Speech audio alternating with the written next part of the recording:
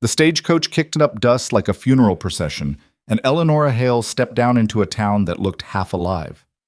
Somewhere between the mountains and nowhere, Red Hollow didn't welcome strangers. It tolerated them, barely.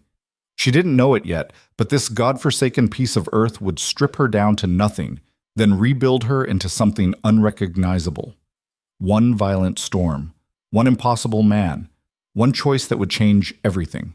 Stay with me until the end. Hit that like button and drop a comment telling me what city you're watching from. I want to see how far this story travels. The stagecoach driver didn't offer to help her down.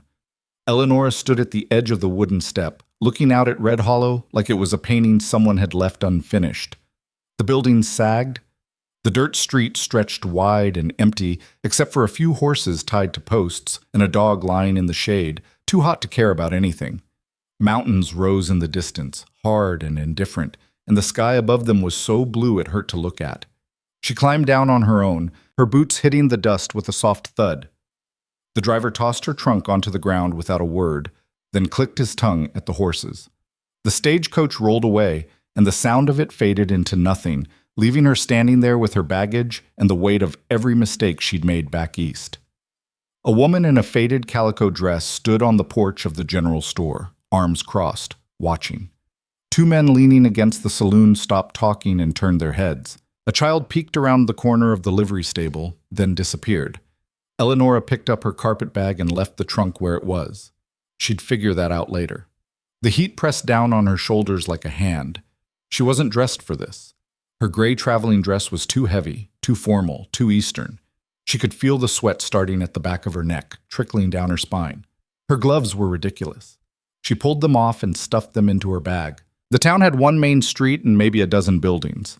A mercantile, a saloon, a church that looked like it hadn't seen a congregation in years, a squat building with a hand-painted sign that read Sheriff, and at the far end a small clapboard structure with a broken window, probably the schoolhouse.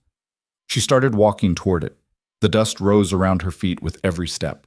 She could feel the eyes following her, but no one spoke. No one offered help. It was like the whole town was holding its breath, waiting to see what she'd do. The schoolhouse door hung crooked on its hinges. She pushed it open and stepped inside. The smell hit her first. Dust, old wood, something faintly sour like milk left out too long. The floor was scuffed and stained, the desks shoved into corners like someone had given up trying to arrange them. A few broken slates lay scattered near the window. The chalkboard was cracked down the middle, smudged with handprints and what might have been words once. This was it. This was what she'd traveled 2,000 miles for. Eleanora set her bag down on the teacher's desk, a rickety thing missing one leg, propped up with a stack of books. She ran her hand across the surface, fingers coming away gray with dust. She should have cried. She wanted to. But the tears wouldn't come. Instead, she walked to the broken window and looked out at the town. A few people were moving now, someone sweeping a porch, a man loading a wagon. Life, slow and stubborn, refusing to quit even in a place like this. "Thought you might have turned around and left." The voice came from the doorway. Eleanora spun, her heart jumping into her throat. A man stood there, one shoulder leaning against the frame like he'd been there a while. Tall, broad across the chest and arms. His shirt was faded blue, sleeves rolled to the elbows, and his hat was pushed back just enough to show dark hair and eyes that didn't miss much. He didn't smile, but he didn't look unfriendly either, just watchful. "I'm sorry," Eleanora said, straightening. "I didn't hear you. Didn't mean to spook you." He pushed off the doorframe and stepped inside, boots loud on the wooden floor. "Cole Mercer. I run a ranch east of here. Eleanora Hale." He nodded like he already knew. "You're the new school teacher." "I am." He glanced around the room, his expression unreadable. Town didn't exactly keep the place up. "I noticed." "You planning to stay?" The question was direct. No politeness wrapped around it. Eleanora met his eyes and saw something there, not cruelty, but something close to certainty. He thought she'd leave. Maybe not today, but soon. "Yes," she said. He turned, walked to the broken window, tested the frame with his hand. This'll need fixing. Schoolhouse gets cold come October. I'll manage. Wasn't a question? He glanced back at her. I'll bring some wood and tools tomorrow. Get this boarded up before the week's out. Eleanor blinked. You don't have to. Didn't say I had to. He straightened, wiping his hands on his pants. But if you're teaching the kids, they ought to have walls that hold heat. Simple as that. She didn't know what to say to that. Thank you felt too small, so she just nodded. Cole walked toward the door, then paused. Fair warning, kids here aren't like what you're used to. They're rough. Half of them don't want to be here, and the other half don't see the point. You try to teach them like city kids, they'll eat you alive. I appreciate the advice. He tipped his hat, just slightly. Good luck, Miss Hale.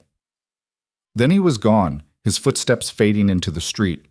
Eleanor stood there for a long moment, staring at the empty doorway. She didn't know if she'd just been helped or warned. Maybe both. The first day of school, 7 children showed up. Eleanor had cleaned the schoolhouse as best she could, swept the floors, wiped down the desks, arranged the slates in neat rows. She'd written the alphabet on the chalkboard in careful letters, set out the few books she'd brought from Boston, and stood at the front of the room with her hands folded, waiting. The children came in like a pack of wild animals.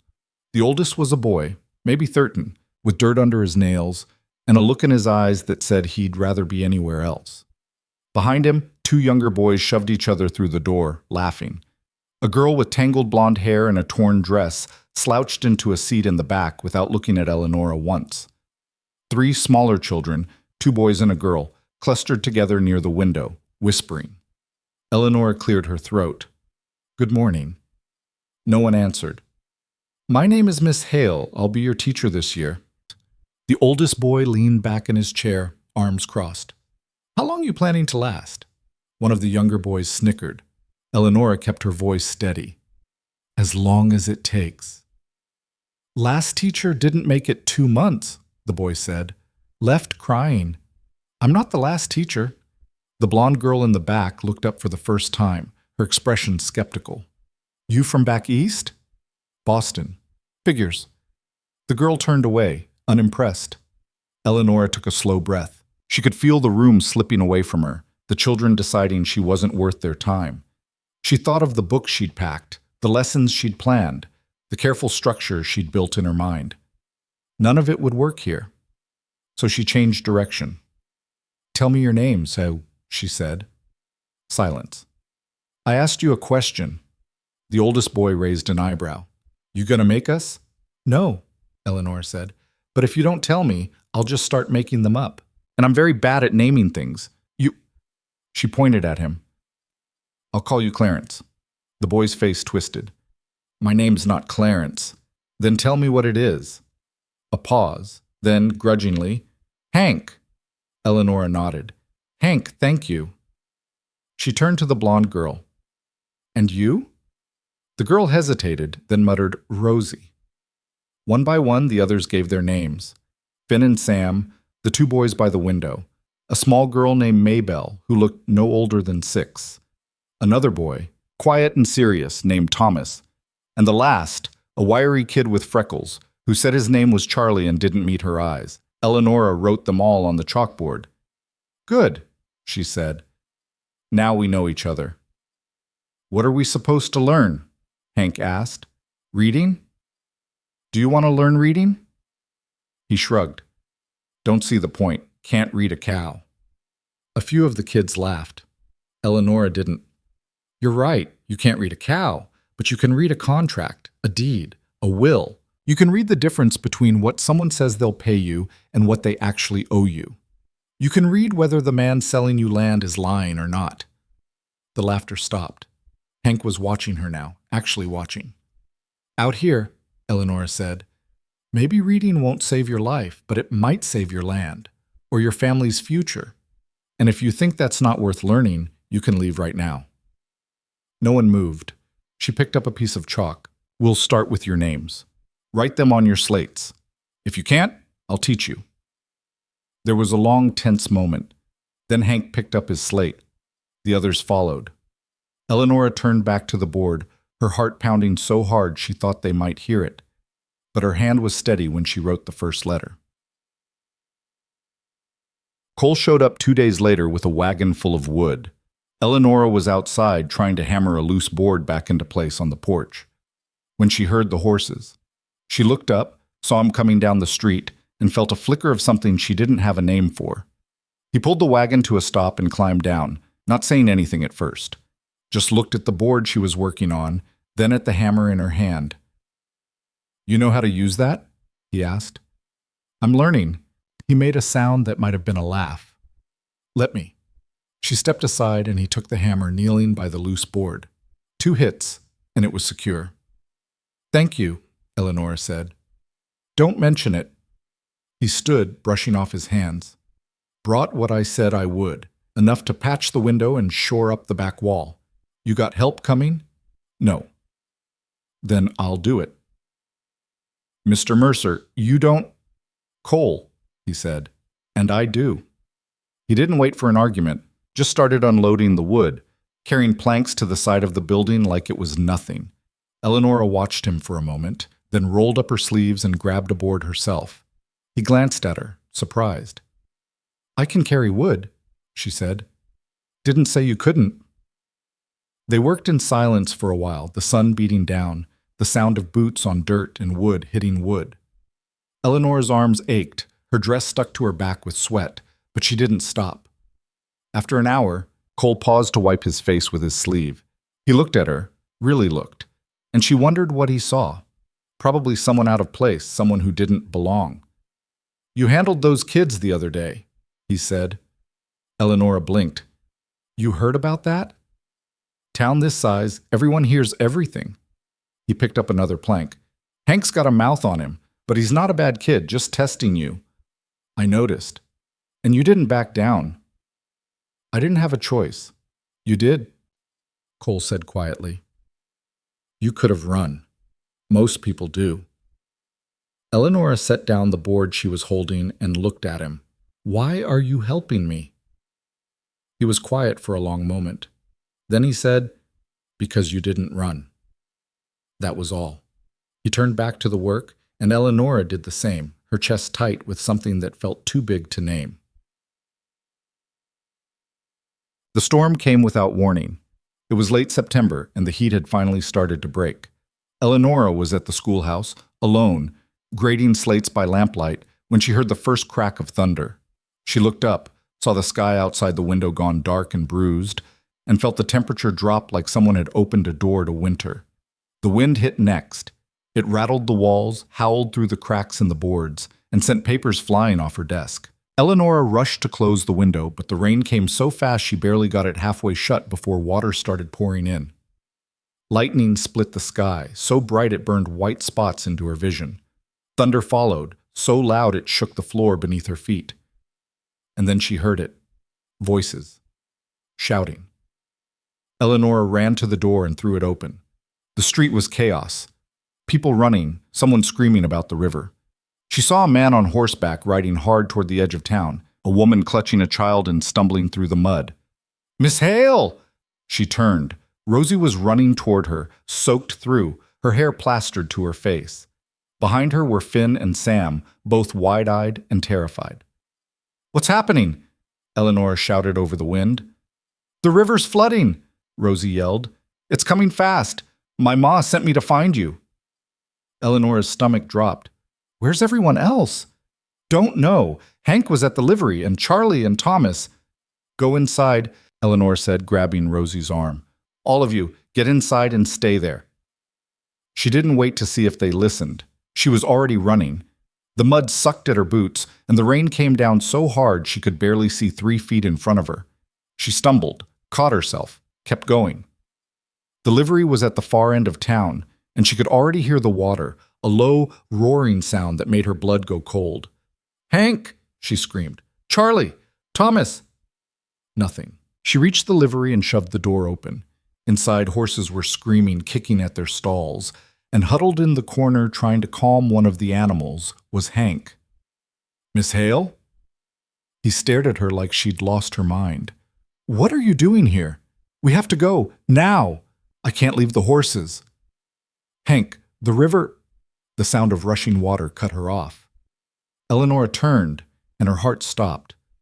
Through the open door she could see it, a wall of water, brown and furious, tearing through the edge of town. It swallowed a fence, ripped a shed off its foundation, and kept coming. "Run!" she screamed. Hank let go of the horse and bolted. They ran together, out the back of the livery, toward higher ground. Eleanor's lungs burned. Her legs screamed, but she didn't stop. Behind them, she heard the crash of the livery collapsing, wood splintering like matchsticks. They made it to the edge of the schoolhouse just as the water reached the bottom of the street. Eleanor dragged Hank inside and slammed the door, her hand shaking so hard she could barely hold the latch.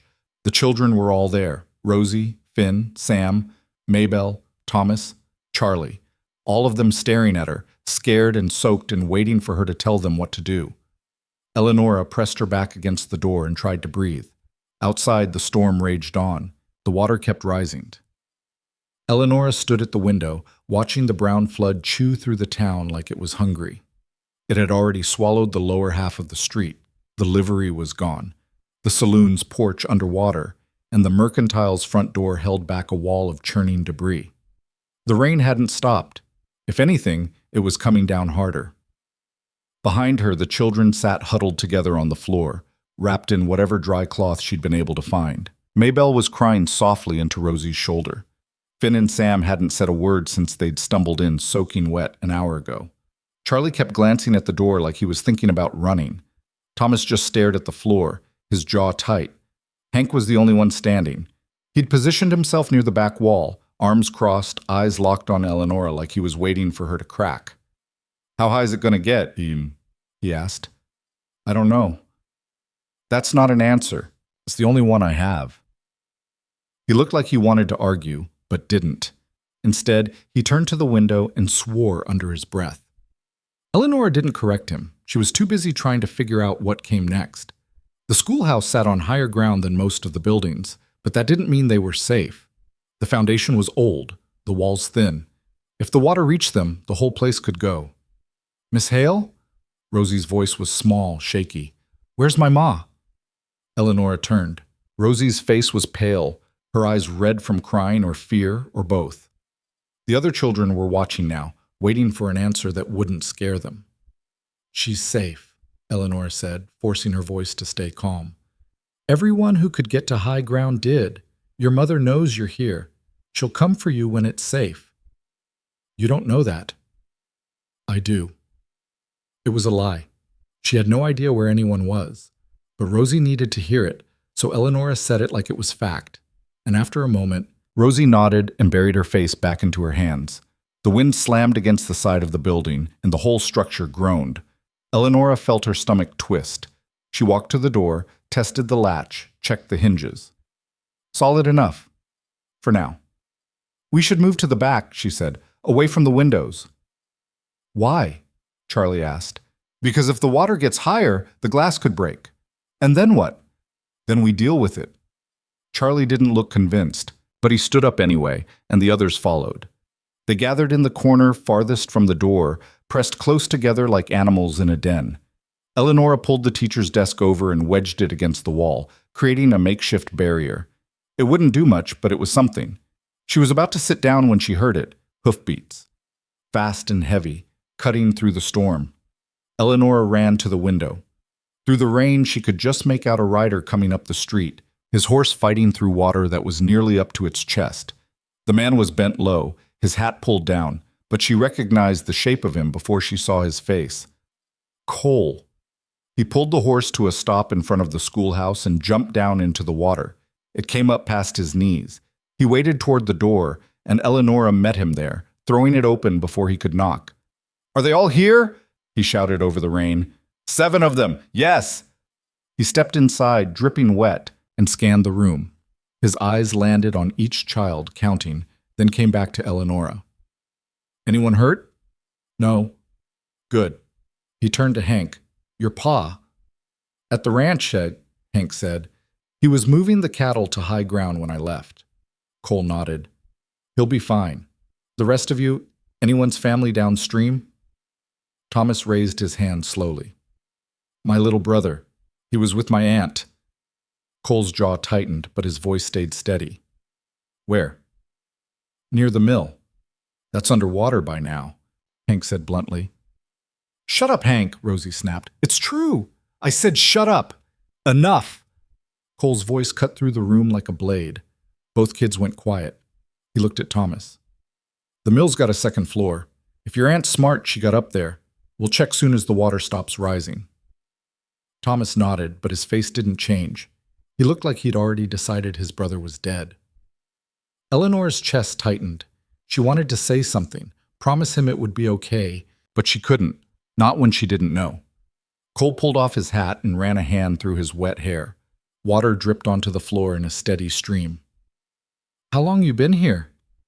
2 hours, Eleanor said. Maybe more. I lost track.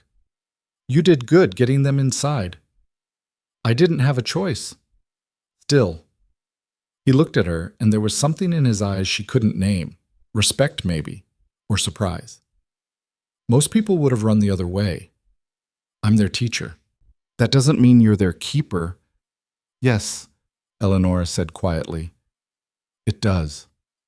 Cole studied her for a moment longer, then turned back to the children. Listen up. The water's still rising, but the worst of the rain's passing. Another hour, maybe 2, and it'll start to pull back. Till then, we stay put. No one goes outside. No one opens that door unless I say. Understood? A chorus of nods. Good. He glanced at Eleonora.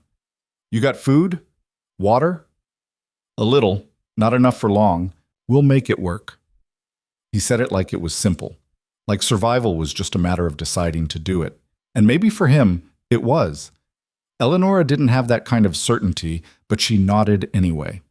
The hours crawled by. The rain began to ease, turning from a roar to a steady drum, then finally to a drizzle. The wind died down.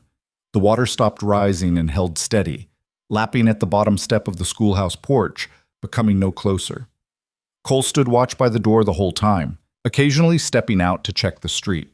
The children dozed in shifts, leaning against each other, too exhausted to stay awake. Eleonora sat with them, her back against the wall, her mind too restless to rest. At some point, Cole came and sat down beside her. He didn't say anything at first, just stretched his legs out and leaned his head back against the wall. You holding up? He asked. I think so. That's not a yes. Eleonora almost smiled. No, it's not. He was quiet for a moment. Then he said, First big storm? First flood. They're different out here, meaner. The land doesn't forgive mistakes. I'm starting to understand that. And you still want to stay? She looked at him.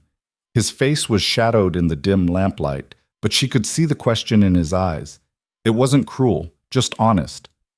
I don't have anywhere else to go, she said. That's not a reason to stay. It's the only one I have right now. Cole nodded slowly, like he understood that better than she expected. Fair enough. They sat in silence after that, listening to the rain taper off and the children breathe. Eleonora's eyes grew heavy, and at some point, without meaning to, she fell asleep. When she woke, it was dawn. Pale gray light filtered through the windows, and the storm was gone. The schoolhouse was still standing, the children were still safe, and Cole was still there, sitting beside her, wide awake. By mid-morning, the water had pulled back enough to walk through the streets. Cole went first, testing the depth, making sure the ground was stable. When he waved them forward, Eleonora led the children out one by one, holding Maybelle's hand so she wouldn't slip. The town looked like something out of a nightmare. Mud everywhere, thick and slick and stinking. Debris piled against buildings. Broken wood, shattered glass, a wagon wheel half buried in silt. The livery was a skeleton, just a few beams still standing. The mercantile's front wall had caved in. Horses wandered loose, spooked and wild-eyed. People emerged slowly, like they were afraid the storm might come back. A woman stumbled out of the boarding house, sobbing. A man stood in the ruins of what used to be a barn, staring at nothing. 2 boys waded through the mud, calling for their dog. Stay close, Eleonora said to the children. Don't wander. They stuck together, moving through the wreckage in a tight cluster. Rosie's mother found her first, running through the mud and pulling her into a crushing hug. Finn and Sam's father came next, his face gray with relief. One by one, families found their children, and Eleonora watched them go, her throat tight. Thomas stood apart, scanning the street. His hands were clenched into fists, and his eyes were hard. "Thomas," Eleonora said gently, "we'll find him." "No, we won't." "You don't know that." "I do." His voice cracked. "The mill's gone. I can see it from here. There's nothing left." Eleonora followed his gaze and felt her stomach drop. He was right. Where the mill had stood, there was only wreckage. Broken beams, a collapsed roof, water still swirling through the foundation. Cole came up behind them, his boots squelching in the mud. He looked at the mill, then at Thomas. "I'm going to check it," he said. "Don't bother. I'm checking it anyway." Thomas's jaw worked, and for a moment Eleonora thought he might cry. But he didn't. He just nodded, his face blank. Cole waded into the deeper water, moving toward the ruins. Eleonora held her breath, watching him disappear into the wreckage. Minutes passed, then more. She was about to go after him when she heard a shout. Cole emerged from the mill, and he wasn't alone. In his arms was a small boy, maybe 5 years old, soaking wet and shivering, but alive. Behind him, a woman stumbled through the water, her dress torn, her hair wild. Thomas made a sound, half sob, half gasp, and took off running. He crashed into his brother, nearly knocking Cole over, and wrapped his arms around him so tight the boy yelped. "Easy," Cole said, but he was smiling. The woman, Thomas's aunt, collapsed onto the muddy bank, shaking. "We climbed," she said, her voice raw. "We climbed to the rafters and held on. I thought we'd drown." "You didn't," Cole said simply. He set the boy down, and Thomas immediately pulled him close again, burying his face in his brother's wet hair. Eleonora felt something break loose in her chest. Relief, maybe. Or something bigger. Cole walked back to her, dripping and muddy and exhausted. "Mill's a loss, he said. "But they made it. You saved them. Just got lucky." "No," Eleonora said. "You didn't." He looked at her, and for a moment neither of them spoke. Then he nodded once and turned back toward the town. The cleanup took days. The whole town turned out, hauling debris, rebuilding what could be saved, burying what couldn't. Eleonora worked alongside them, her hands blistered and aching, her dress ruined beyond repair. She stopped trying to look presentable, stopped caring what anyone thought. The schoolhouse became a gathering point. People brought supplies there, food, blankets, tools. Eleonora organized it without thinking, setting up a system, making lists, keeping track of who needed what. It wasn't teaching, but it was something, and people noticed. "You're good at this," Cole said one afternoon. He'd just brought in a load of salvaged wood and was stacking it against the wall. "At what?" "Organizing, leading," Eleonora laughed, but it came out bitter. "I'm not a leader." "Could have fooled me. I'm just doing what needs to be done." "That's what leaders do." She didn't have an answer for that, so she went back to sorting supplies, and Cole went back to work, and the town kept rebuilding. The children returned to school 2 weeks later. Eleonora had expected resistance, expected them to be restless or distracted. But they weren't. They came in quietly, took their seats, and waited for her to start. "All right," she said, picking up a piece of chalk. "Let's talk about the flood." Hank frowned. "Why?" "Because it happened, and because you lived through it. That's worth talking about." "We gonna write about it?" Rosie asked. "If you want." "I don't want to remember it," Maybelle said softly. "Then don't write about the water," Eleonora said. "Write about what happened after, about your family, about what you did to help." There was a long pause, then Thomas picked up his slate. "I helped my pa clear the barn," he said, "and I found our dog. He was stuck under a fallen beam, but he was alive." Eleonora nodded. "Write that." One by one, the others started writing. Hank wrote about fixing fences. Rosie wrote about her mother baking bread for the families who'd lost their kitchens. Charlie wrote about helping dig out the mercantile. When they were done, Eleonora had them read their stories aloud. And for the first time since she'd arrived in Red Hollow, the schoolhouse felt like more than just a building. It felt like something that mattered. That night, Cole stopped by. He didn't knock, just pushed the door open and leaned against the frame. "Heard you had them writing today," he said. "Word travels fast." "Always does?" He stepped inside, glancing around the room. Hank told his pa, said it was the first time school didn't feel like a waste. Eleanor looked up from the paper she was grading. He said that? More or less. She didn't know what to say, so she just smiled, small and tired, and went back to her work. Cole walked over to the desk and sat on the edge of it, his arms crossed. "You're changing things here?" "I'm just teaching." "No," he said. "You're doing more than that." Eleonora set down her pen and looked at him. Really looked. His face was serious, but not hard. There was something open in his expression, something she wasn't used to seeing. "Why do you care?" she asked. "Because this town needs people who don't quit, and you haven't." "I've thought about it." "But you didn't." "No," she said quietly. "I didn't." He nodded, like that was all the answer he needed. Then he stood and walked to the door. "Cole?" she called. He stopped, turned. "Thank you," she said, "for everything." He tipped his hat. "Don't mention it, Miss Hale." And then he was gone, leaving Eleanor alone in the lamplight, her chest full of something that felt dangerously close to hope. The weeks that followed were hard, but different. The town rebuilt slowly, piece by piece. Eleanor kept teaching, and the children kept coming. She stopped waiting for them to accept her and started just being there, steady, present, refusing to give up even when the lessons fell flat, or the schoolhouse leaked, or Hank mouthed off. She learned their rhythms. Learned that Rosie was sharp as a tack, but couldn't sit still, so Eleanor let her pace while she recited. Learned that Thomas barely spoke but wrote pages when given the chance. Learned that Hank respected honesty more than authority, so she stopped trying to control him and started talking to him like an equal. And slowly, something shifted. The children stopped testing her, started trusting her, started showing up not because they had to, but because they wanted to. One afternoon, Hank stayed after class. He lingered by the door, scuffing his boot against the floor. "Something on your mind?" Eleanor asked. "Yeah." He looked up, his face uncharacteristically serious. "I'm sorry." "For what?" "For being a pain when you first got here." Eleanor set down the book she was holding. "You were testing me." "Still, I was a jerk." "You were protecting yourself," she said. "I understand that."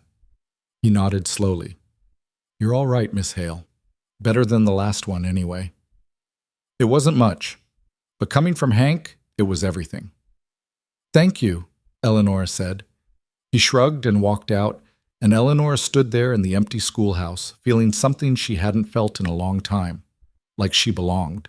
October arrived cold and sharp, the kind of cold that worked its way into your bones and stayed there. The mountains turned white at the peaks, and the mornings came with frost thick enough to crack under your boots. Eleanor awoke before dawn most days now, stoking the fire in the schoolhouse so the room would be warm when the children arrived. She'd stopped wearing her Eastern dresses. They hung in the back of the small room she rented above the mercantile, gathering dust. Instead, she wore wool skirts and cotton blouses, practical boots that could handle mud and snow. Her hands were rougher now, her skin tanned from working outdoors. She didn't recognize herself in the mirror anymore, and she didn't mind. The town had settled into a rhythm after the flood. The mill was gone for good, but they'd rebuilt the livery and patched up the mercantile. The saloon had a new porch. People had started talking about next spring, about planting, about what could be done better. It was the kind of talk that came from surviving something hard together. Eleonora had become part of that. Not an outsider anymore, not exactly one of them, either, but something in between. The women nodded to her in the street, the men tipped their hats, the children showed up to school without being dragged. And Cole kept coming around. He never said why. Just appeared with firewood or nails or some excuse about fixing something that didn't really need fixing. He'd work quietly, never asking for thanks, never staying longer than necessary. But his presence had become constant, like the mountains in the distance, solid, steady, impossible to ignore. Eleanor told herself it didn't mean anything. He was just being neighborly, helpful. That was all. but the way he looked at her sometimes made her wonder. One evening, after the children had gone home, Cole showed up with a pair of horses. Eleonora was sweeping the schoolhouse steps when she heard him coming up the road. She stopped, leaning on the broom, and watched him dismount. "Brought you something," he said. "I can see that." He walked one of the horses over, a roan mare, sturdy and calm-eyed. "She's gentle, won't spook easy. Figured you could use her." Eleonora blinked. "Cole, I can't—" "You can't walk everywhere forever," he said, cutting her off. "Winter's coming. Roads'll get bad. You'll need a way to get around. I don't know how to ride. Then I'll teach you." She stared at him. "Why?" "Because you need to learn." "That's not what I'm asking." Cole looked at her for a long moment, his face unreadable. Then he said, "Because I don't want you stuck out here if something happens, and because you're stubborn enough to try walking through a blizzard if you don't have another option." Eleonora almost smiled. "You think I'm stubborn?" "I know you are. That's rich coming from you." He shrugged, handing her the reins. "Lesson starts now." She didn't argue. Maybe because she knew he was right, or maybe because she was tired of fighting everything all the time. So she took the reins and Cole showed her how to mount, how to sit, how to hold herself steady. The mare stood patient while Eleonora fumbled her way into the saddle, her movements awkward and uncertain. "Relax," Cole said. "She can feel when you're tense." "I am relaxed. You're gripping those reins like they're gonna run off."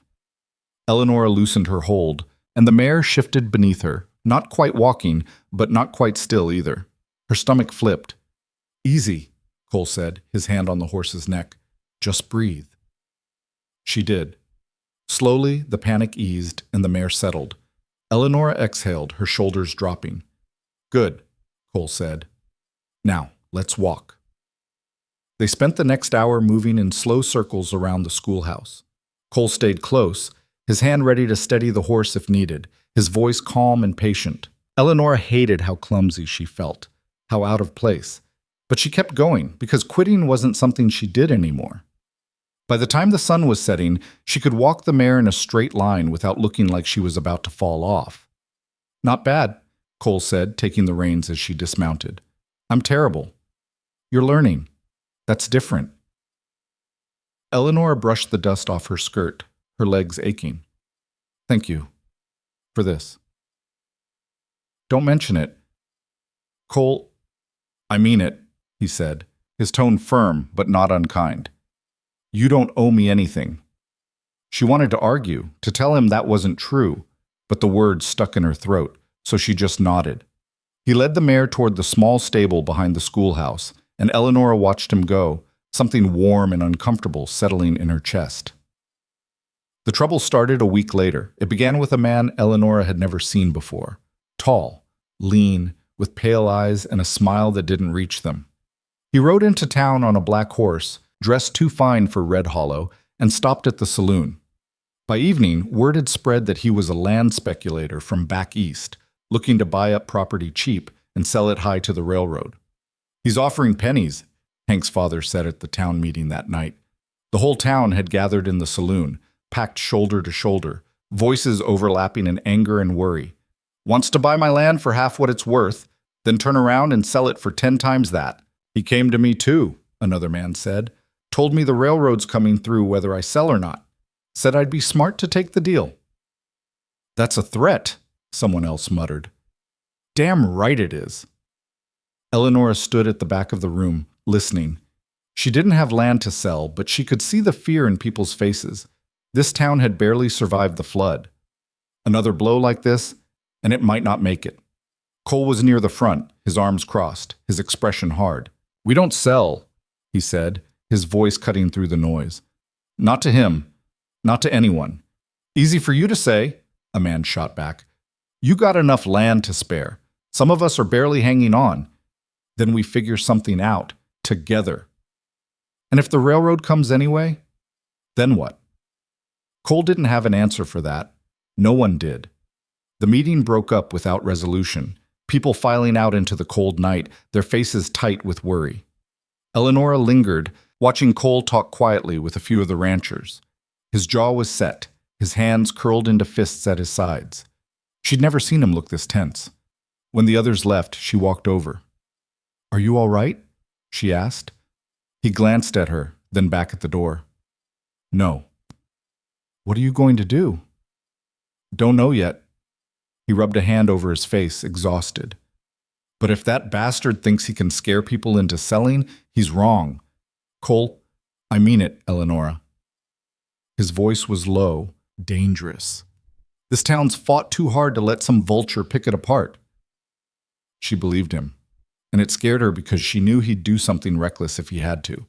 She'd seen it before, the way he threw himself into danger without hesitation, like his life was worth less than everyone else's.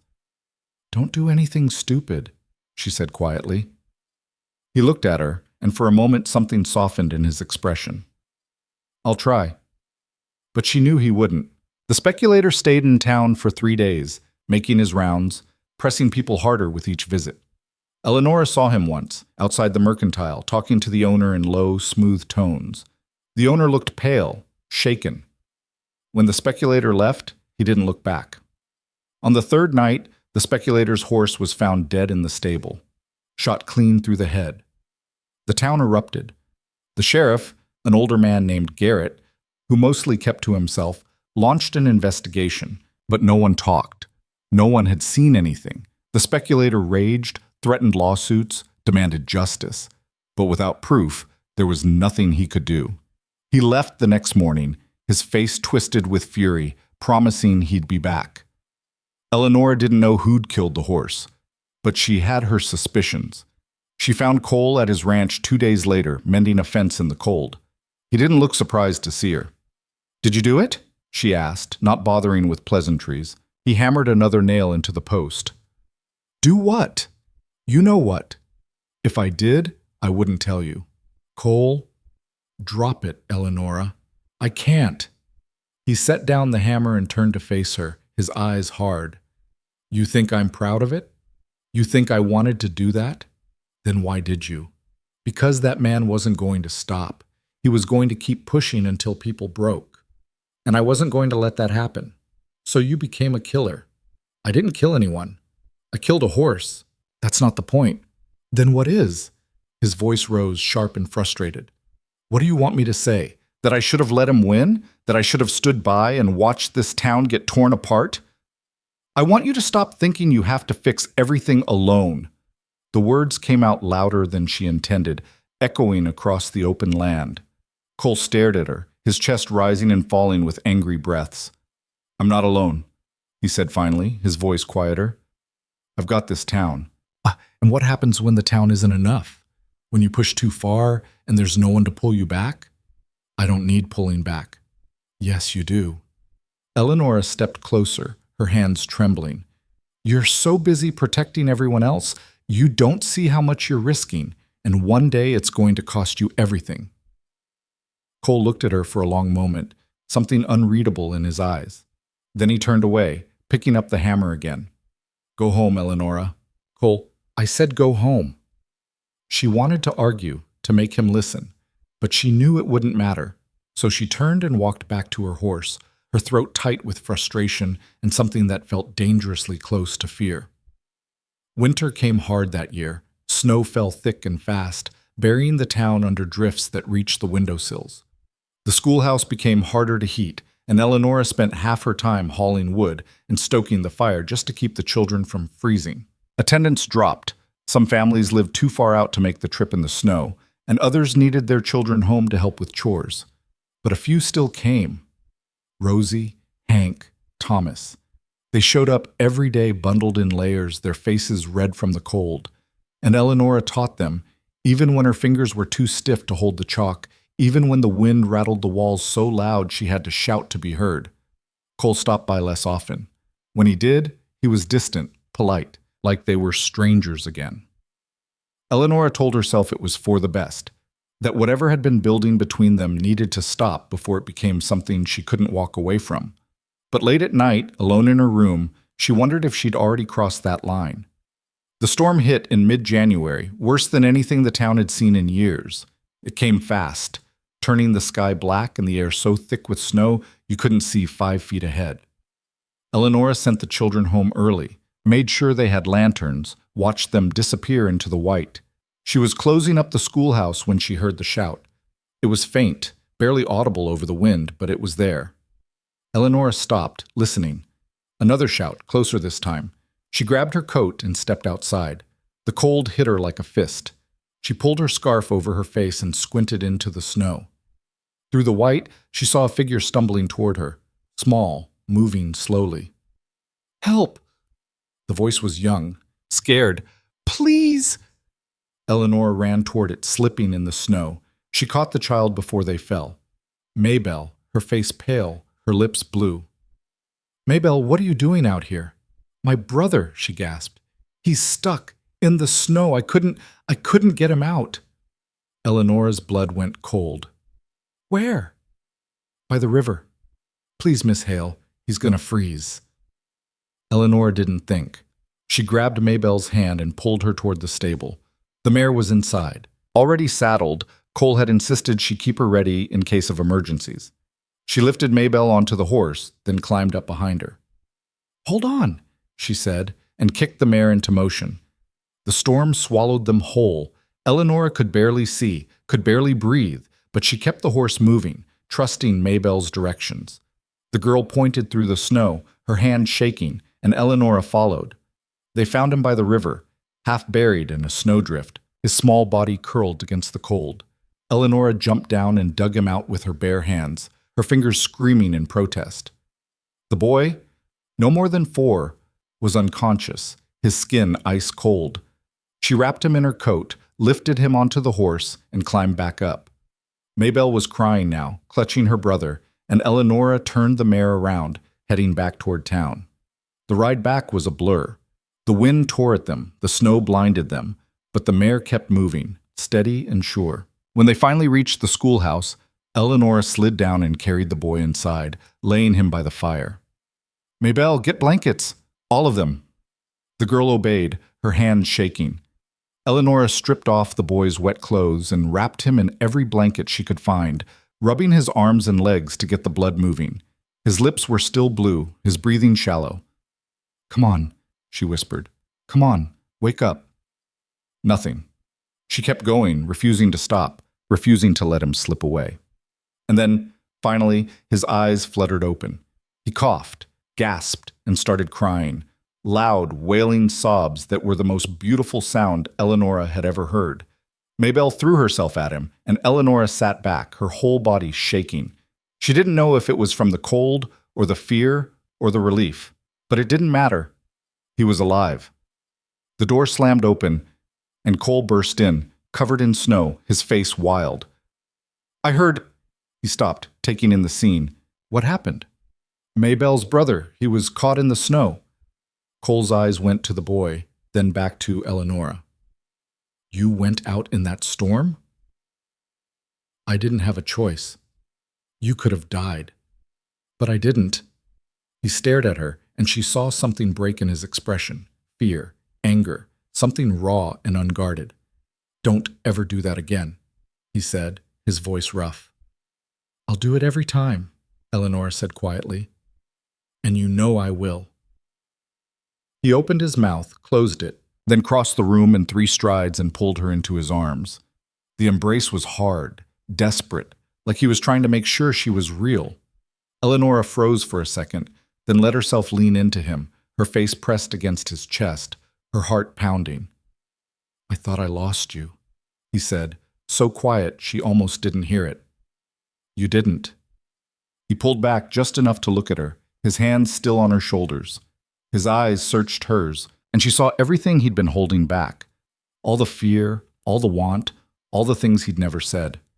"Eleonora, I know," she whispered. And then he kissed her. It wasn't gentle. It was fierce and desperate and full of everything they'd been fighting against for months. Eleonora kissed him back just as hard, her hands fisting in his coat, and for a moment the storm outside didn't matter. Nothing mattered except this.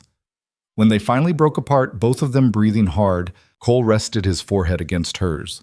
"I can't lose you," he said. "You won't." You don't know that. Yes, she said, I do. He closed his eyes, and she felt him let go of something, some weight he'd been carrying alone for too long. Behind them, Maybelle cleared her throat. Miss Hale. They pulled apart, and Eleanor turned, her face flushing. Yes? My brother's asking for water. Eleanor almost laughed. Of course. I'll get it. Cole caught her hand before she could move.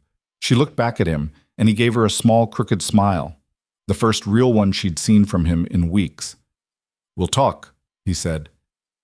Yes, she agreed, we will. But for now, there was a child to take care of, a storm to wait out, and a future that suddenly felt less impossible than it had before. The storm broke by morning, leaving the world buried under 2 feet of fresh snow. Eleonora woke on the floor of the schoolhouse, wrapped in a blanket, her body stiff and aching. Maybelle and her brother were curled together near the fire, still sleeping. Cole sat by the door, his back against the wall, watching the window. He looked over when she stirred, and something passed between them, an acknowledgement of what had happened the night before, silent but undeniable. How's the boy? He asked quietly. Alive. That's enough. Cole nodded. Their parents will be looking for them. I know. Eleonora sat up, pushing the blanket aside. Her hands were raw, her fingers stiff from the cold. I'll take them home once they wake up. I'll go with you. It wasn't a question, and she didn't argue. The truth was, she wanted him there, wanted the weight of his presence beside her, solid and sure. They waited until the children woke, fed them what little food was left in the schoolhouse, then bundled them back onto the horses. The ride to Maybelle's home was slow, the snow deep enough that the horses had to fight for every step. But they made it, and when Maybelle's mother saw them coming, she ran out into the snow, her face streaked with tears. I thought... She couldn't finish, just pulled her children into her arms and held them like she'd never let go. Eleonora dismounted, her legs shaky. They're all right? Cold, but all right? The woman looked up at her, eyes red and grateful. You saved them. I just did what anyone would do. No, the woman said fiercely. You didn't. You risked your life for my children. Eleonora didn't know what to say to that. So she just nodded, and the woman pulled her into a hug so tight it hurt. When they finally rode away, Cole didn't say anything for a long time. They were halfway back to town when he spoke. You scared the hell out of me last night. I know. Do you? He pulled his horse to a stop and turned to look at her. Because I don't think you do. When I heard you'd gone out in that storm, what was I supposed to do, Cole? Let him die? You could have waited for help. There wasn't time. You don't know that. Yes, I do. Her voice was sharper than she meant it to be. And you would have done the same thing. Don't pretend you wouldn't. He stared at her, jaw tight. Then he let out a breath and looked away. You're right. I would have. So don't be angry at me for doing what you taught me. I didn't teach you to be reckless. You taught me to do what needs doing. That's the same thing out here. Cole shook his head, but there was something like respect in his eyes. You've changed. I had to. I know. He nudged his horse forward again, and Eleonora followed. Doesn't mean I have to like it. You don't get a say in what I do. The hell I don't. She pulled up beside him, raising an eyebrow. And why's that? He looked at her then, really looked, and the weight of it made her chest tighten. Because I care about you, and I'm done pretending I don't. The words hung in the cold air between them. Eleonora felt her heart kick hard against her ribs. Cole, I'm not asking you for anything, he said quickly. I just needed to say it, so you know. I know. Her voice came out quieter than she intended. I've known for a while. And? She hesitated. The smart thing would be to pull back, to keep the distance that had kept her safe for so long. But she was tired of being smart, tired of being careful. And I care about you too, she said. Something shifted in his expression, relief maybe, or hope. He reached across the space between their horses and took her hand, his grip warm even through their gloves. Then we'll figure it out, he said. Figure what out? This, us, whatever the hell this is. Eleonora almost smiled. You make it sound simple. It is simple. Everything else is just noise. She wanted to believe him, and for the first time in a long time, she thought maybe she could. The town noticed. Of course they did. In a place like Red Hollow, nothing stayed private for long. People saw Cole at the schoolhouse more often, saw the way he looked at Eleonora, the way she didn't pull away when he stood too close. The whispers started, some approving, some skeptical, some outright nosy. Eleonora tried to ignore it. She had enough to worry about without adding gossip to the list. The schoolhouse needed repairs before spring, supplies were running low, and half the children were still out because of the snow. She didn't have time to care what people thought about her personal life. But then Margaret Calloway cornered her outside the mercantile. Margaret was one of the town's older women, sharp-eyed and sharp-tongued, the kind of person who knew everyone's business and wasn't shy about sharing it. She stood with her arms crossed, blocking Eleonora's path. "Miss Hale," she said, her voice clipped. "A word." Eleonora set down the crate she was carrying. "Mrs. Calloway." "I'll be direct. People are talking." "People always talk." "Not like this." Margaret leaned in, lowering her voice. "You're a school teacher. You're supposed to set an example." "I am setting an example. Not when you're carrying on with Cole Mercer in front of the whole town." Eleonora felt heat rise in her cheeks, but she kept her voice steady. "I'm not carrying on with anyone, and what I do outside of school is my own business. Not when it affects the children." "How does it affect them?" Margaret's mouth thinned. "You know how." "No, I don't. Explain it to me." The older woman hesitated, clearly not expecting to be challenged. "It's improper, unseemly. You're unmarried and he's what? A good man? Someone who's helped this town more than anyone else?" "That's not the point." "Then what is?" Margaret's face flushed. "You're not from here, Miss Hale. You don't understand how things work." "I understand plenty." Eleonora picked up her crate. "And I understand that the people in this town have bigger problems than who I spend my time with. If you'll excuse me." She walked past Margaret without waiting for a response, her hands shaking with anger. She made it halfway down the street before she had to stop and breathe. She wasn't used to this. Wasn't used to people watching her every move, judging her choices. Back east, she'd been invisible. One more unremarkable woman in a city full of them. Out here, she stood out whether she wanted to or not. And maybe that was the price of mattering, of being seen. Cole found her that evening, sitting on the schoolhouse steps, staring at nothing. "Heard you had words with Margaret Calloway," he said, sitting down beside her. "News travels fast. Always does." He stretched his legs out, his shoulder brushing hers. "What'd she say?" "That people are talking. About us. Let them talk. Easy for you to say. You're not the one they're calling improper." Cole was quiet for a moment. Then he said, "You want me to stop coming around?" "No." The answer came fast, almost desperate. "No, I don't want that." "Then what do you want?" Eleonora turned to look at him. His face was serious, his eyes searching hers. "I don't know," she admitted. "I just know I'm tired of being careful, tired of trying to fit into some idea of what I'm supposed to be." "Then stop. It's not that simple." "Why not?" She didn't have a good answer, so she just shook her head and looked away. Cole reached over and took her hand, lacing his fingers through hers. "You know what I think?" "What?" "I think you're braver than you give yourself credit for. You came out here with nothing, survived a flood, saved a kid from freezing to death, and earned the respect of every person in this town. If that's not enough for Margaret Calloway, that's her problem, not yours." Eleonora felt something loosen in her chest. "You really believe that?" "I know it." She looked down at their joined hands, rough and calloused and real. "What if they're right, though? What if I'm not good enough for this?" "You're more than good enough, and anyone who says otherwise is blind."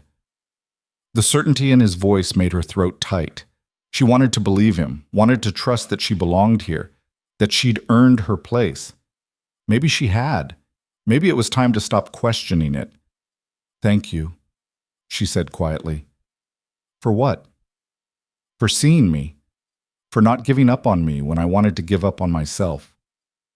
Cole's hand tightened around hers. I'm not going anywhere, Eleonora. You're stuck with me. She smiled, small but real. I can live with that. The weeks that followed brought a change to Red Hollow that no one had expected. The winter storms had been brutal, yes, but they'd also brought the town closer together.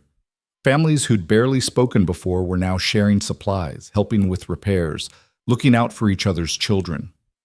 The flood had broken something in the town's foundation, but the winter had rebuilt it stronger. Eleonora felt it in her classroom when school resumed. The children came back different, quieter in some ways, more serious. They'd seen their parents struggle, watched their homes nearly wash away, felt the bite of real danger. It had aged them in ways that had nothing to do with years. Hank was the first to bring it up. My pa says we might lose the ranch, he said one afternoon, his voice flat. He was supposed to be working on arithmetic, but his slate sat untouched on the desk. Eleonora looked up from the paper she was grading. What happened? His bank's calling in debts. We lost too many cattle in the flood. Can't pay what we owe. He picked up his chalk, then set it down again. Says we got till spring to come up with the money, or they take the land. Around the room, other children had stopped working. Sam and Finn exchanged glances. Thomas stared at his desk. Even Rosie, usually so chatty, had gone silent. My family too, Thomas said quietly. Pa took out a loan to rebuild after the mill went down. Bank wants payment now. Mine too, Sam added. Eleonora set down her pen. How many of your families are in trouble? Every hand went up except Rosie's. 7 out of 8. Her stomach dropped. This wasn't just a few struggling families. This was the whole town teetering on the edge of collapse.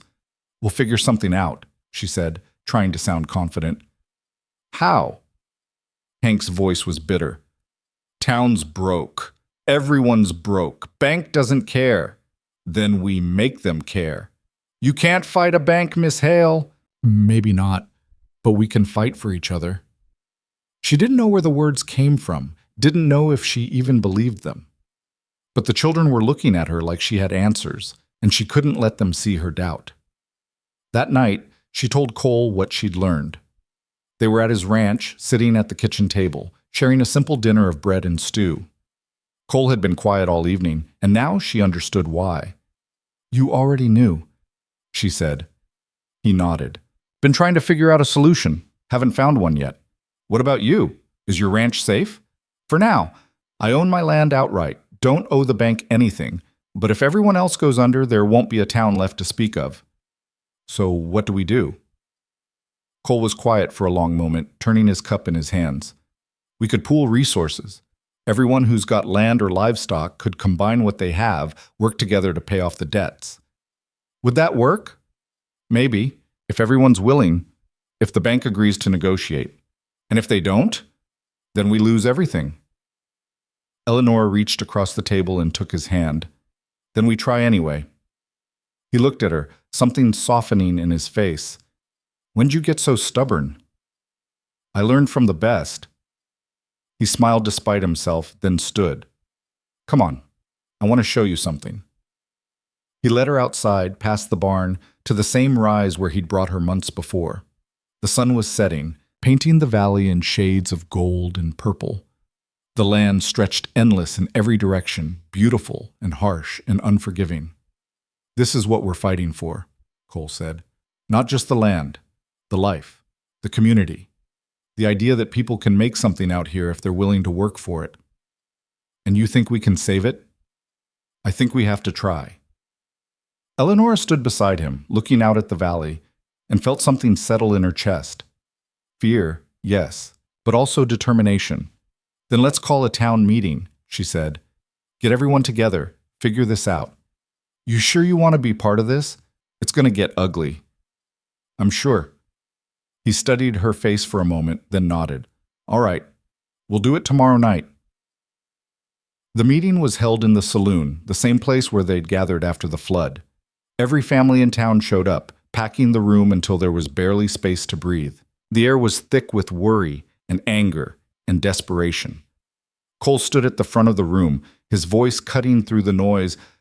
Everyone knows why we're here. The bank's calling in debts, and most of us can't pay. We've got two choices, give up and leave or fight back together. How? Someone shouted. We're broke. We pool everything, Cole said. Land, livestock, whatever we've got. Work together to pay off what's owed. Share the burden. And what happens when the bank says no? Then we make them say yes. That's not a plan. That's a prayer. Murmurs of agreement rippled through the room. Eleonora could see the doubt on every face, the fear that this was already lost. She stood up before she could talk herself out of it. May I say something? The room went quiet. All eyes turned to her. I know I'm not from here, she began, her voice shaking slightly. I know some of you still see me as an outsider, but I've been here long enough to see what this town is made of. You survived a flood that should have wiped you out. You rebuilt when everyone said you couldn't. You've helped each other through winter storms and summer droughts and every hard thing this land's thrown at you. She took a breath, steadying herself. The bank thinks you're weak. They think you'll fold. But I've taught your children.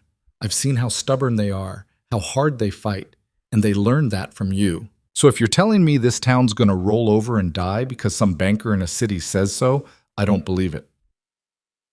Someone in the back, Hank's father, spoke up. And what exactly are you suggesting, Miss Hale? I'm suggesting we stop thinking like individuals and start thinking like a community. We combine our resources, yes. But more than that, we show the bank that Red Hollow isn't going anywhere, that we're worth investing in, that we're going to pay back every cent we owe, together. And if they still say no? Eleonora looked at Cole, then back at the crowd. Then we find another bank. We go to the territorial government. We fight this in court if we have to. But we don't quit. The room was silent for a long moment. Then Hank's father stood. I'm in, he said. Thomas's father stood next. Me too. One by one, others rose. Not everyone. There were still doubters, still people who thought it was hopeless. But enough. More than half the room. Cole caught her eye and nodded, something like pride in his expression. The plan took shape over the following weeks. Every family contributed what they could. Livestock, crops, labor. Cole organized the effort, keeping track of who owed what, making sure the distribution was fair. Eleonora helped where she could, writing letters to the territorial governor, researching legal options, keeping records. It was hard work, made harder by the people who refused to participate. Some families packed up and left, taking their losses and heading for California or Oregon. Others stayed but kept to themselves, unwilling to risk what little they had left. But the core of the town held together, and slowly, impossibly, they started to make progress. The bank sent a representative in early March, a thin man in an expensive suit who looked at Red Hollow like it was something he'd scraped off his shoe. He sat in the saloon across from Cole and Eleonora, reviewing the town's proposal with barely concealed contempt. This is highly irregular, he said. So is wiping out an entire town, Eleonora replied. He gave her a patronizing smile. Miss, I don't think you understand how banking works. I understand perfectly. You loaned money to people who couldn't pay it back in full after a natural disaster. Now you want to seize their property and sell it for profit. That's not banking. That's predation. The man's smile faded. The bank has a right to collect its debts, and the people have a right to pay them back on reasonable terms, which is what we're offering. Cole slid a document across the table. Every family's agreed to this payment plan. 3 years to pay back what's owed, with interest. Everyone's collateral is here. Land deeds, livestock registries, signed commitments. You'll get your money. It'll just take time. The representative looked over the documents, his expression unreadable. Minutes passed. The whole saloon held its breath. Finally, he set down the papers. I'll take this back to the bank, but I can't make any promises. We're not asking for promises, Eleonora said. We're asking for fairness. The man left without another word, and the town waited. 2 weeks later, a letter arrived. The bank had agreed to the payment plan. Red Hollow had been given a reprieve. The celebration that night was quiet but real. No one had the energy for a big party. They were all too exhausted, too wrung out from worry. But people gathered in the saloon anyway, sharing drinks and food and relief. Cole found Eleanor outside, leaning against the porch railing, looking up at the stars. "You did good in there," he said, "with that banker. We did good. All of us. You stood up to him when everyone else was too scared. That mattered." Eleanor shook her head. "I was terrified. Couldn't tell." That's because I've gotten good at hiding it." Cole moved closer, his shoulder brushing hers. "You don't have to hide it from me." She looked at him, this man who'd become the center of her world, and felt something break open in her chest. "I know." "Eleonora." "Cole, there's something I need to tell you." He went still. "What?" "I'm staying, for good. Not because I have to, but because I want to. Because this place, this town, these people, you're my home now, and I'm done running from it." His face did something complicated, relief and joy and something deeper. "You mean that?" "I mean it." He pulled her into his arms, holding her so tight she could barely breathe. When he finally pulled back, his eyes were bright. "Then there's something I need to ask you," he said. "What?" He reached into his pocket and pulled out a small wooden box. Inside was a simple gold ring, worn smooth with age. "This was my mother's," he said. "She gave it to me before she died, told me to give it to someone worth keeping. And Eleonora, you're the only person I've ever met who fits that description." Her throat went tight. "Cole, I'm not good with words. I'm not going to give you some fancy speech. But I love you. I have for a while now, and I want to spend the rest of my life with you, if you'll have me." Eleonora looked at the ring, then at him, and felt tears slip down her cheeks. "Yes," she whispered. "Yeah? Yes, you stubborn, impossible man. I'll marry you." He slipped the ring onto her finger. It fit perfectly, and kissed her, deep and long and full of promise. When they broke apart, both of them were crying, and neither of them cared. Inside the saloon, someone started playing the fiddle. Music drifted out into the night, and Cole took her hand. "Dance with me," he said. "Here? Now?" "Why not?" So they danced on the porch under the stars, swaying to music and moonlight, and Eleonora felt something she'd never felt before. Complete. The wedding was set for late spring, after the planting was done, and before the summer heat set in. The whole town pitched in to help prepare. The women sewing her dress, the men building tables for the reception, the children practicing songs to sing during the ceremony. Eleonora threw herself into the preparations, grateful for the distraction. Because beneath the excitement, she was terrified. Not of marrying Cole, she'd never been more sure of anything, but of what it meant, of the permanence of it, of the life she was choosing and all the lives she was leaving behind. One afternoon, Rosie found her sitting in the empty schoolhouse, staring at nothing. "You all right, Miss Hale?" Eleonora looked up, startled. "I'm fine, just thinking." "About what?" "About everything changing." Rosie sat down beside her. "Are you scared?" "A little." "Of marrying Mr. Mercer?" "No." "Of everything after?" "Of being someone's wife." "Of maybe being a mother someday." "Of all the ways I could fail." Rosie was quiet for a moment. Then she said, "You know what my ma told me once?" "What?" "She said being brave doesn't mean you're not scared. It means you do the thing anyway. And you're the bravest person I know, Miss Hale, so I think you'll be just fine." Eleonora felt her throat go tight. "When did you get so wise?" "I learned from the best." They sat together in comfortable silence, and Eleonora felt some of her fear ease. Maybe she would fail. Maybe she'd make mistakes. But she'd done that before and survived. She could do it again. The day of the wedding arrived bright and clear. Eleonora woke early, her stomach a knot of nerves and excitement. The women of the town descended on her room, helping her into her dress, fixing her hair, offering advice and encouragement. The dress was simple white cotton with lace at the collar and sleeves, made by hand by 3 different women working together. It fit perfectly, and when Eleonora looked at herself in the mirror, she barely recognized the woman staring back. She looked happy. She looked home. The ceremony was held in the church at the edge of town. The whole community packed the pews, dressed in their best, faces bright with joy. Cole waited at the altar in a clean shirt and vest, his hair slicked back, looking more nervous than she'd ever seen him. When she walked down the aisle, his face broke into the widest smile she'd ever seen. The minister kept the ceremony short. The vows were simple. And when he pronounced them married, the whole church erupted in cheers. They held the reception outside, tables laden with food, music playing, children running wild. Eleanora danced with Cole, with her students, with half the town. She laughed until her face hurt and cried happy tears more than once. Late in the evening, Cole pulled her away from the crowd. They walked to the edge of the gathering, where they could see the whole town spread out before them, laughing, dancing, celebrating. "Look at that," Cole said softly. "That's what we saved. We all saved it." "Yeah, but you helped lead the way." Eleanora leaned into him, feeling the solid warmth of him against her side. "I never thought I'd have this." "What?" "A place that matters, people who care, a future that feels real." You have it now. I know. She turned to face him, and I'm not letting go. He kissed her, soft and sweet, and the world fell away. There was just this: the man she loved, the life they'd built, the future stretching endless ahead of them.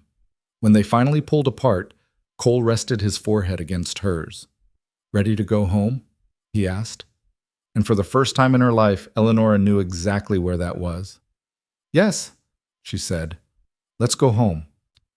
The house Cole built stood on the rise overlooking the valley, exactly where he'd promised.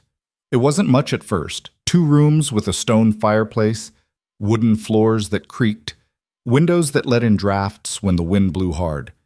But it was theirs, built with their own hands over the course of that first summer. Eleanora learned to swing a hammer without hitting her thumb, learned to measure twice and cut once, learned that building something from nothing was harder and more satisfying than anything she'd ever done with books or words.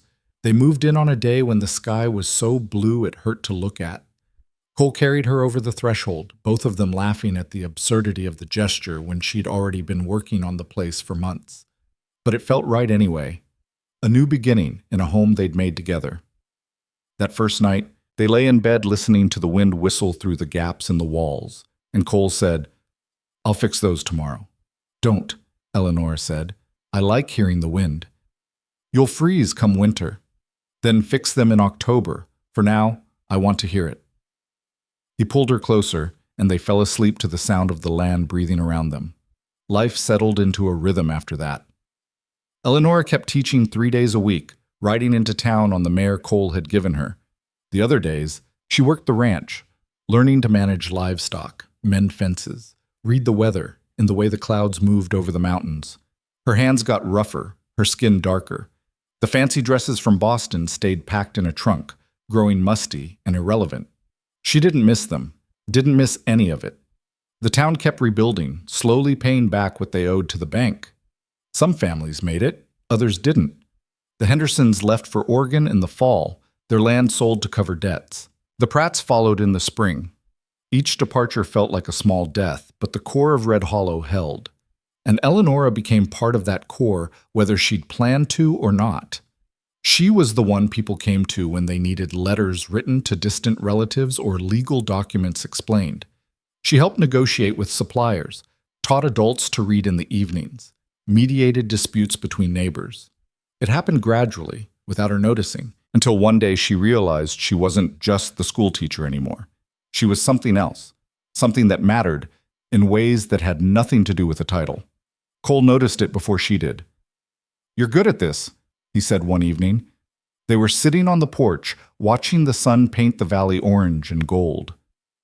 "At what?" "Leading, organizing, getting people to work together." "I'm just helping. That's what leaders do." Eleanora shook her head. "I'm not a leader.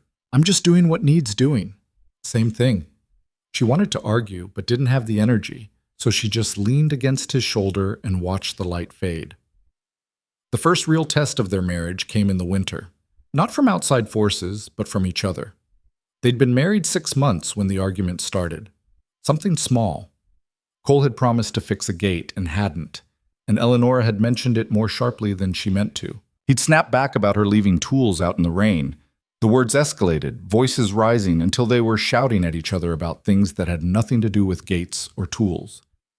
You think I don't work hard enough? Cole's voice was dangerous. I didn't say that. You implied it. I implied that you said you'd do something and didn't. That's different. I've been working sun up to sundown every day for months. So have I. Then maybe you should try trusting me to handle things instead of nagging. The word hung between them like a slap. Eleonora felt her face go hot. Nagging, she repeated, her voice ice. Cole's expression shifted.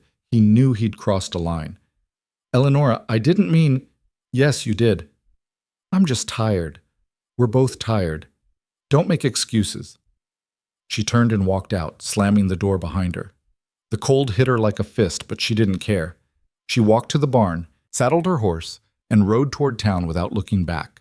She spent the night at the schoolhouse, wrapped in blankets, staring at the ceiling and wondering if she'd made a terrible mistake.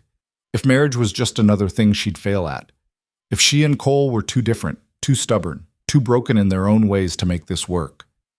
She was still lying there when dawn came, and with it, the sound of hoofbeats. Cole pushed open the door without knocking. He looked like he hadn't slept, his hair wild, his eyes red. Don't, Eleonora said. Whatever you're going to say, just don't. I was wrong. She blinked. What? I was wrong. You weren't nagging. You were asking me to follow through on something I promised. And instead of owning that I forgot, I lashed out at you. That was wrong. Eleonora sat up slowly. You rode all the way here to tell me that? I rode all the way here to tell you I'm sorry, and to ask you to come home. What if I don't want to? Then I'll wait until you do. He sat down on the floor across from her, his back against the wall. But I'm not leaving without you. They sat in silence for a long time. Outside, the town was starting to wake up, smoke rising from chimneys, voices calling out morning greetings. Normal life continuing whether they were ready or not. I'm not good at this, Eleonora said finally. At what? Being married, being someone's partner.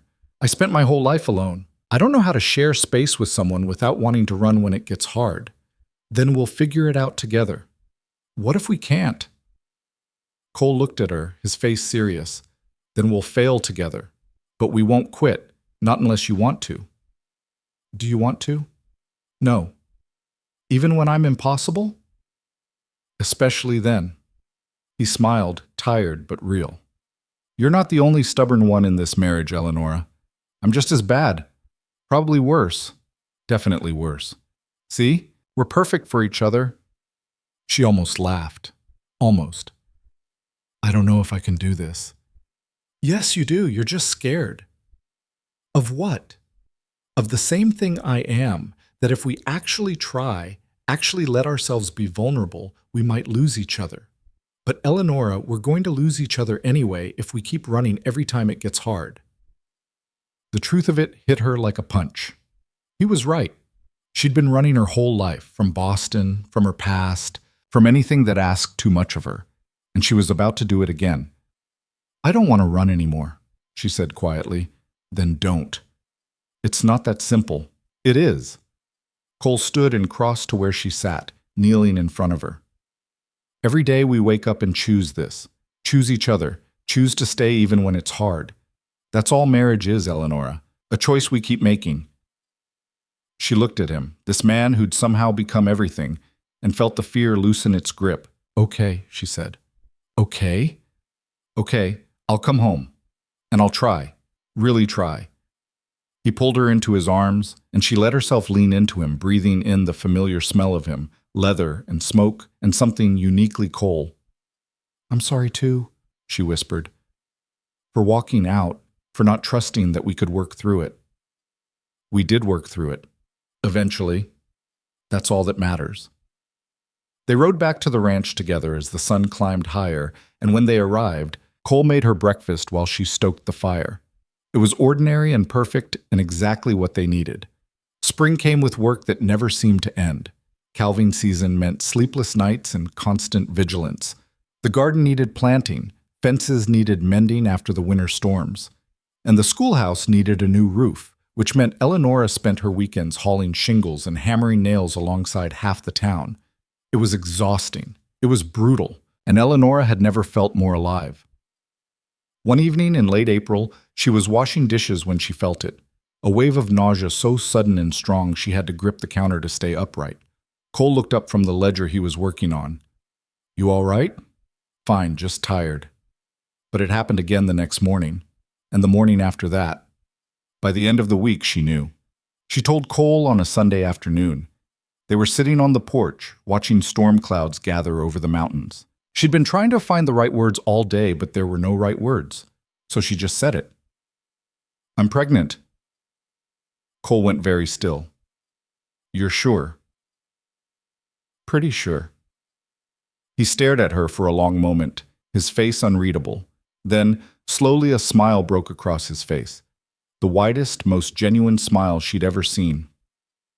"We're having a baby," he said, like he couldn't quite believe it. "We're having a baby," she confirmed. He pulled her into his arms, holding her so tight she could barely breathe, and she felt him shake slightly. It took her a moment to realize he was crying. "Cole? I'm all right. I'm just—" His voice broke. "I never thought I'd have this." "Have what?" "A family. A real one."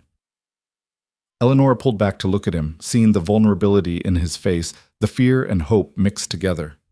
"You're going to be a good father. You don't know that." "Yes, I do." He kissed her, soft and reverent, and when he pulled away, his eyes were still wet. "And you're going to be an amazing mother." "I don't know the first thing about being a mother." "You've been teaching other people's children for years. You know more than you think." Eleonora wanted to believe him. But the fear was already setting in, all the ways she could fail, all the things she didn't know, all the dangers that came with bringing a child into this harsh world. Cole seemed to read her thoughts. "We'll figure it out," he said, "just like we figure out everything else. Together? Always." The pregnancy was hard. Morning sickness lasted well into the 4th month. Her body ached in new and unexpected ways. And the fear never quite left. Fear of losing the baby, of something going wrong, of not being strong enough for this. But the town rallied around her in ways she hadn't expected. The women brought food and advice, some of it helpful, most of it contradictory. They sewed baby clothes, knitted blankets, shared stories of their own pregnancies, the good and the terrifying. Even Margaret Calloway, who'd been so critical before, softened slightly, offering practical wisdom that actually helped. Eleanor kept teaching as long as she could, finally stopping in her 7th month when climbing onto a horse became too difficult. The children threw her a small party on her last day, presenting her with a quilt they'd all worked on together, each square decorated with something they'd learned that year. Rosie had embroidered a book. Hank had drawn a horse. Thomas had stitched the alphabet in careful letters. Maybelle had added wildflowers. "For the baby," Rosie explained, "so they know we're waiting to meet them." Eleonora had to excuse herself to cry in private. The baby came in December, during a snowstorm that rivaled the one that had nearly killed them all years before. The labor was long and brutal, and there were moments when Eleanor was certain she wouldn't survive it. But Cole stayed beside her the entire time, holding her hand, wiping her face, refusing to leave even when she screamed at him to get out. And then, finally, a baby's cry split the air. "A boy," the midwife said, wrapping the tiny red-faced creature in a blanket. "Healthy and loud." She placed him in Eleanor's arms, and the world stopped. He was so small, so perfect, so completely terrifying. "Hello," Eleanor whispered, touching his tiny hand. His fingers closed around hers, and she felt something crack open in her chest, a love so fierce and immediate it took her breath away. Cole leaned over them both, his face full of wonder. "He's beautiful. He looks like you." "Poor kid." Eleonora laughed, exhausted and deliriously happy. "What should we name him?" They'd discussed names for months, never settling on one. But looking at him now, Eleonora knew. "Daniel," she said, "after your father." Cole's eyes went bright. "You sure?" "I'm sure." He kissed her forehead, then gently touched the baby's cheek. "Welcome to the world, Daniel Mercer." The baby yawned, completely unimpressed with his dramatic entrance, and Eleonora fell in love all over again. The years that followed were a blur of sleepless nights and endless work and joy so sharp it sometimes hurt. Daniel grew into a wild, fearless child who climbed everything and asked questions about everything and had his father's stubbornness and his mother's curiosity. 2 years later, a daughter arrived, Sarah, with dark curls and a screaming temper that made Daniel look calm by comparison. Then another boy, James, quiet and serious from birth. Then another girl, Caroline, who seemed determined to keep up with her older siblings from the moment she could walk. The house expanded to hold them all. More rooms, a bigger kitchen, a porch that wrapped around 3 sides.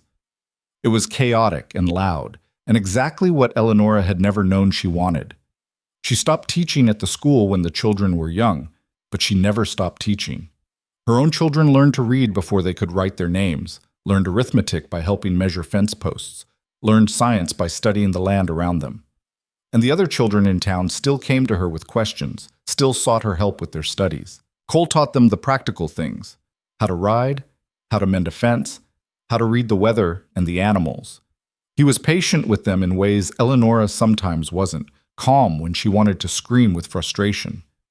"You're too easy on them," she said one evening, after he'd let Daniel skip his chores to go fishing. "He's 7. He should get to be a kid. He should also learn responsibility. He will, when he's ready." They argued about parenting the same way they argued about everything else, loudly, passionately, then made up before bed. The children learned early that raised voices didn't mean the end of the world, that people who loved each other could disagree and still be solid. It wasn't perfect. Nothing ever was. But it was real, and it was theirs. The town continued to change around them. Some families left. New ones arrived. The railroad finally came through, bringing commerce and opportunity and complications. Red Hollow grew from a struggling frontier town into something more stable, more permanent. Eleonora watched her students grow up, get married, have children of their own. Rosie became a teacher herself, taking over the school when the old teacher finally retired. Hank took over his father's ranch and became one of the most successful cattlemen in the territory.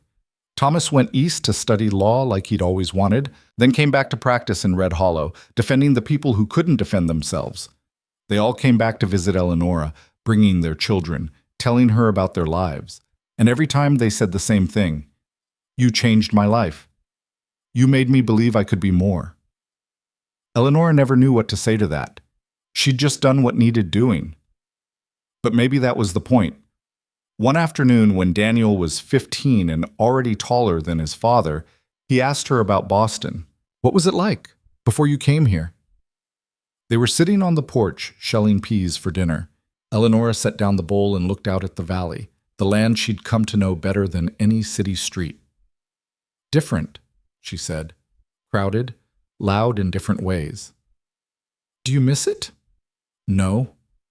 Not even a little?" She thought about it honestly. "Maybe I miss the idea of it, the person I thought I'd be, but that life was never real. This is..." Daniel was quiet for a moment. Then he said, "Some of the kids at school say you ran away, that you were running from something bad." Eleonora looked at her son, this young man who was starting to ask the hard questions. "I was running from myself, from a life that didn't fit, from being too scared to try anything that mattered." "And you're not scared anymore?" "I'm terrified every single day." He blinked. "Really? Really? Scared I'm not a good enough mother, scared something will happen to you kids, scared the ranch will fail, or your father will get hurt, or 100 other things." "Then how do you do it?" "I do it anyway." "That's the secret, Daniel. Being brave doesn't mean you're not scared.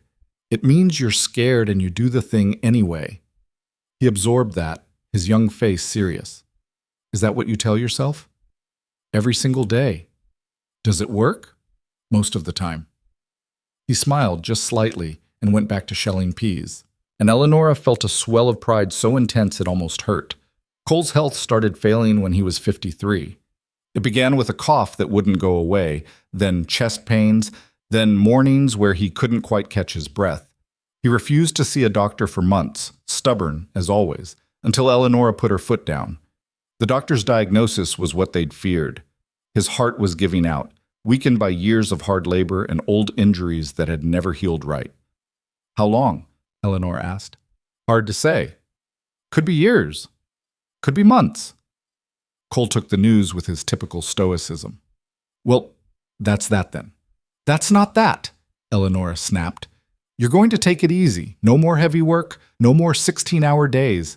"Eleonora, I mean it, Cole. I'm not losing you because you're too stubborn to rest." He tried to argue, but even he could feel his body failing, could feel the exhaustion that no amount of sleep could fix.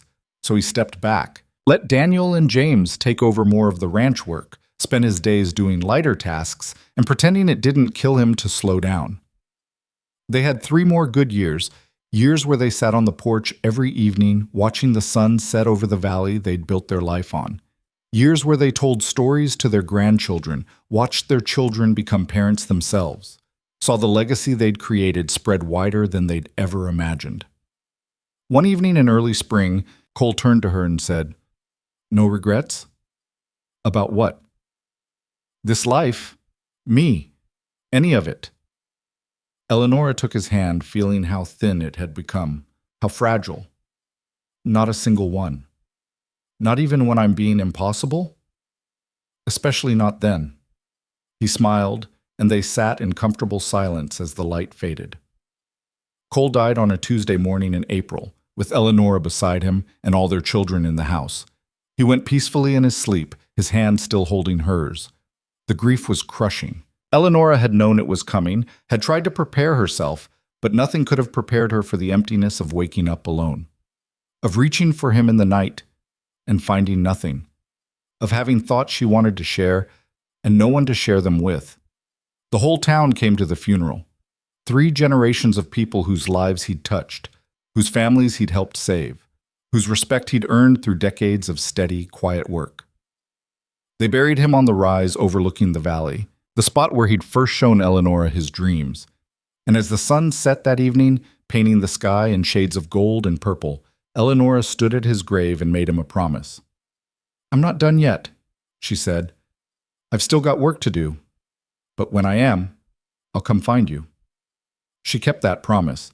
She lived another 12 years, watching her grandchildren grow, teaching when her body allowed it, helping the town continue to evolve and thrive. She became a kind of legend, the Eastern woman who'd arrived with nothing and helped build everything.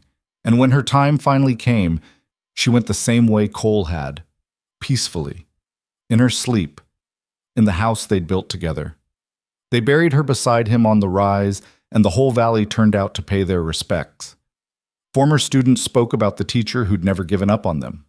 Her children shared stories of a mother who'd been fierce and loving and impossible. The town remembered the woman who'd helped save them all. But the real legacy wasn't in words.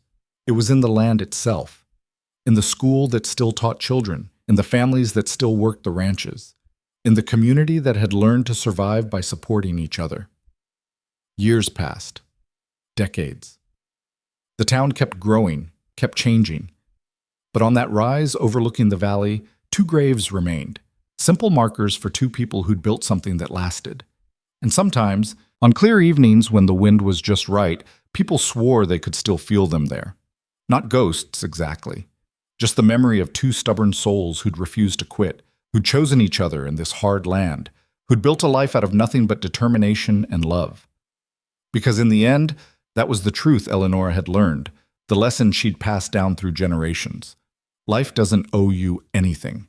It doesn't promise to be fair or kind or easy. But if you show up anyway, if you do the work, build something worth keeping, and refuse to run when it gets hard, you can make something beautiful out of even the harshest soil. You can take the pieces of yourself that feel broken and forge them into something stronger.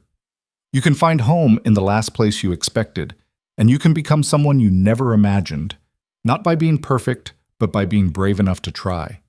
That was Eleonora's story. Not a fairy tale, not a legend, just the truth of one woman who came west with nothing and left behind everything that mattered. A legacy built not on grand gestures, but on small choices made every single day. To show up, to stay, to build, to love, to fight, to never, ever quit. And in the end, that was more than enough.